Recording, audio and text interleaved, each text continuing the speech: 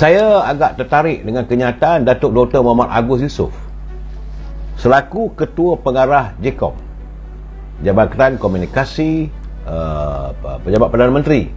Katanya bahawa Tan Sri Muhyiddin telah didakwa atas tuduhan rasuah berkaitan dengan dana jana wibawa di bawah Seksyen 23 Akta SPRM 2009 dan Seksyen 4 dalam kurungan 1 dalam kurungan B Akta Pencegahan Pengubahan Wang Haram.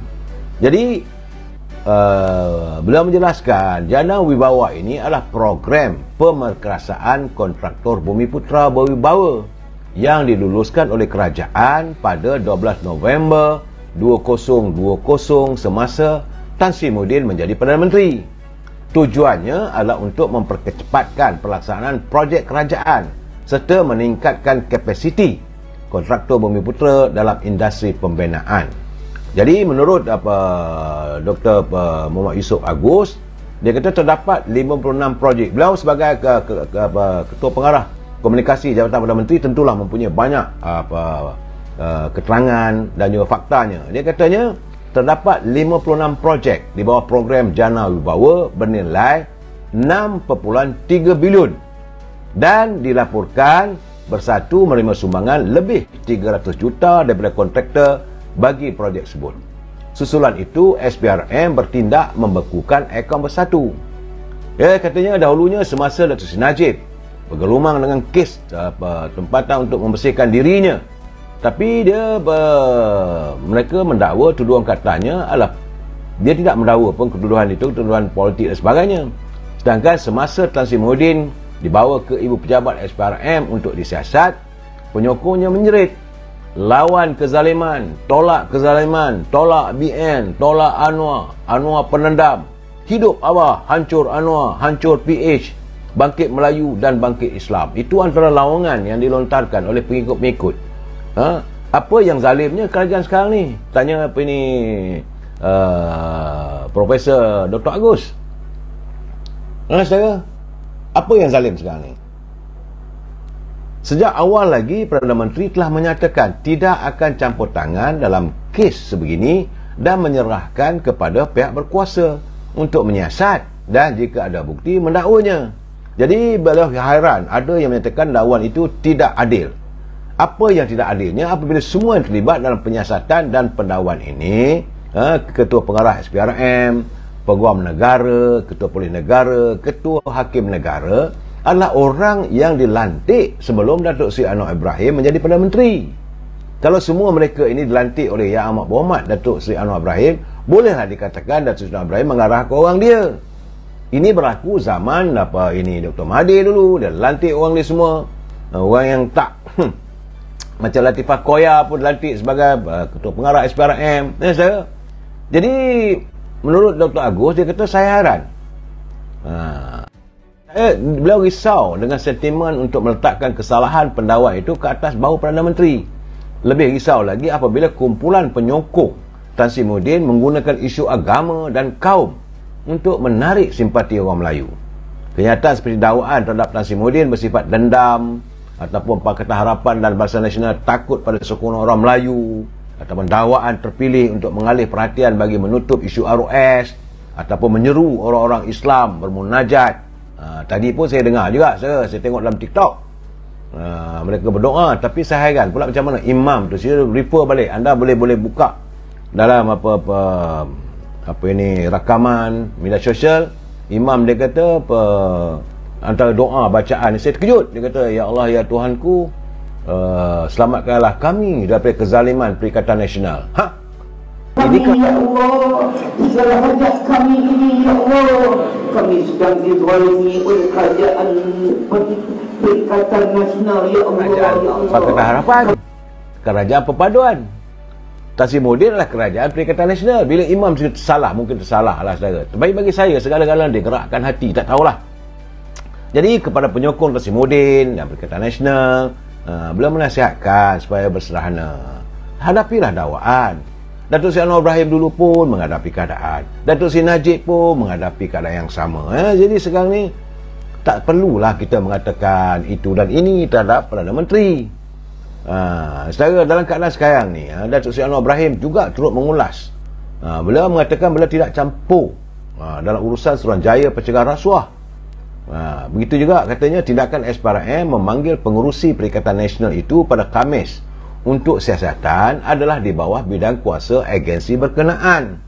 Walaupun semua agensi termasuk pejabat pegawai negara telah diarahkan untuk melihat kepada semua kes yang berkaitan dengan rasuah. Bukan satu, banyak lagi saya. Jadi kata Seri Anwar Ibrahim, dia kata kena lihat dulu ada kes ataupun tidak. Ini urusan SPRM. Sampai sekarang, sampai hari ini katanya dia tak tahu. Akhirnya hari ini kita lihat bagaimana Tan Sri Muhyiddin telah pun dibawa ke muka pengadilan. Datuk Seri Anwar Ibrahim juga selaku Menteri Kewangan menjelaskan pendakwan kes SPRM melibatkan program Jana Ekonomi Pemengkasaan Kontraktor Bumiputera Wibawa, Jana Wibawa, dan projek Tebatan Banjir adalah berdasarkan dokumen Kementerian Kewangan. Jadi dalam mengulas dakwaan sebut, macam pihak mengatakan itu, ini dan ini, beliau menyifatkan tindakan SPRM terhadap Tan Sri Muhyiddin bermotifkan politik adalah tidak benar. SPRM bulan lalu telah pun membekukan akaun mereka, saudara. Saya juga ingin menarik perhatian anda. Kenyataan ini saya agak menarik juga, saudara. Ini kenyataan daripada Ketua Perangan Saudara Hisham Jalil. Katanya dia mendengar kabar angin. Kabarnya lah mengatakan bahawa bekas Perdana Menteri Tan Sri Muhyiddin bakal menghadapi ada beberapa tuduhan yang lain. Dan kabarnya ada lagi rupanya saudara yang akan didakwa. Jadi katanya nampaknya kluster mahkamah ni akan bertambah. Sebab menteri-menteri yang dahulu dalam kerajaan Perikatan Nasional di bawah kerajaan Datuk Seri Ismail Sabri juga bakal menghadapi siasatan. Ini keadaannya. Jadi saya haraplah kita harus berlapang dada, tunggu saja. Cuma saya nak mengharapkan saudara, jangan kita mentertawakan apabila seseorang itu mendapat musibah. Saudara, saya minta begitulah saudara. Dan begitu juga saya menerima kenyataan rasmi sebelum saya mengulas tentang pembicaraan hari ini. Kerana Suruhanjaya Pencegahan Rasuah telah menegaskan bahawa siasatan terhadap beberapa individu berhubung kes program Jana Ekonomi Pemengkasaan Kontraktor Bumiputera Berwibawa ataupun Jana Wibawa dilakukan secara bebas tanpa campur tangan mana-mana pihak. Ini kenyataan SPRM. Dia kata siasatan terbabit adalah berdasarkan bukti serta maklumat yang diperolehi agensi penguat kuasa itu sendiri. Jadi menurutnya kertas siasatan yang dilengkapkan dirujuk pada Jabatan Peguam Negara untuk kajian dan pertimbangan sewajarnya. Jadi proses siasatan itu adalah bebas daripada sebarang campur tangan mana-mana pihak. Justru itu Tomahan mengatakan siasatan SPRM dilakukan atas arahan pihak tertentu dan bermotifkan politik adalah tidak benar sama sekali.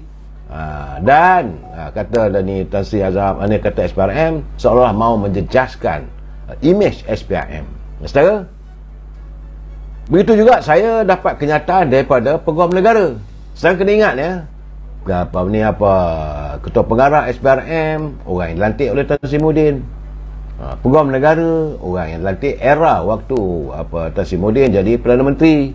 Saudara, jadi Jabatan Peguam Negara ataupun AGC, Attorney General Chambers AGC menegaskan keputusan untuk mengenakan pertuduhan terhadap mana-mana individu adalah berdasarkan keterangan dan fakta daripada hasil penyiasatan. Menurut Peguam Negara Tan Sri Idrul Harun, ia bukan disebabkan desakan oleh pihak tertentu atau faktor lain. Keputusan dibuat dengan adil berdasarkan keterangan dalam kertas siasatan tanpa memihak kepada sesiapa pun.